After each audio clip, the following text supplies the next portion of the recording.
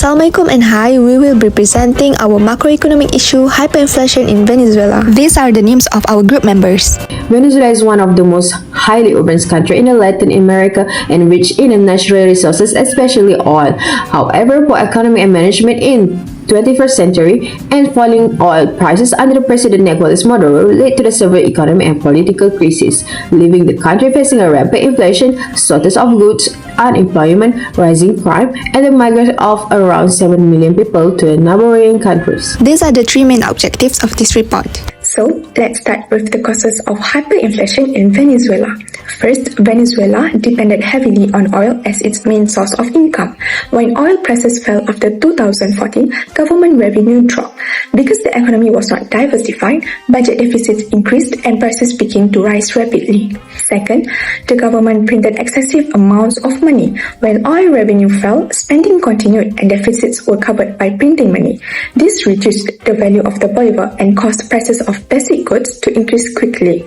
Price control and hyperinflation. Government price control forced prices below production costs, causing a producer to cut output or to exit the market, leading to a shortage, expansion of black markets, and increased inflationary pressure that was hyperinflation. Next, corruption, mismanagement, and hyperinflation. Corruption and weak governance caused poor management of government institutions and state-owned enterprises, leading to inefficient use of resources, reduced productivity, loss of investor and public confidence in, and increased economic instability that contribute to the hyperinflation crisis. I will briefly explain the effects of hyperinflation in Venezuela. Hyperinflation has badly affected both the economy and society. First, unemployment increased. Many businesses closed during hyperinflation, so fewer jobs were available. By 2019, unemployment rose to about 35 to 40%. Many people had to work in informal jobs with low and unstable income. Because of this, many young Venezuelans left the country to find better jobs. Second, Venezuela faced a refugee and migration crisis. Since 2015, millions of people have left Venezuela because price increased, basic goods were hard to find, and living conditions were poor. By 2019, around 4.5 million Venezuelans become refugees and migrants worldwide. Third, the economic crisis is not only about oil.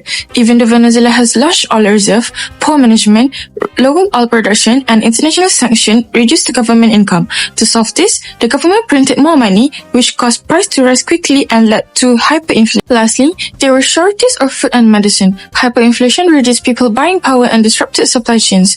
Many families did not have enough food, and hospitals lacked basic medicine and equipment. This causes serious humanitarian crisis. Next, let's look at the policy that the Venezuelan government implemented. First, according to Dania Nafesa 2014, the central bank changed its inflation calculation method from the last Paris index to the Fisher index in September 2014, which lowered the inflation figures.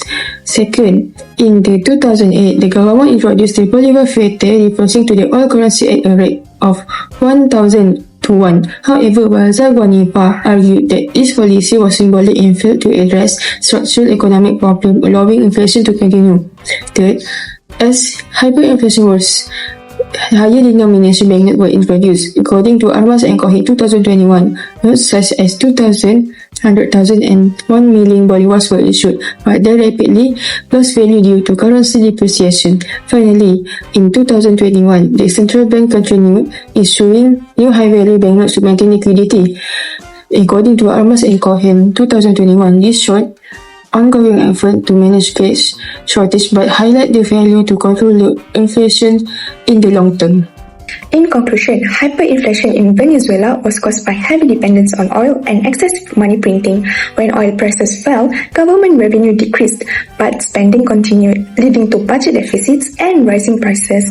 Price and currency controls, along with poor economic management and corruption, disrupted markets and caused shortages and unemployment.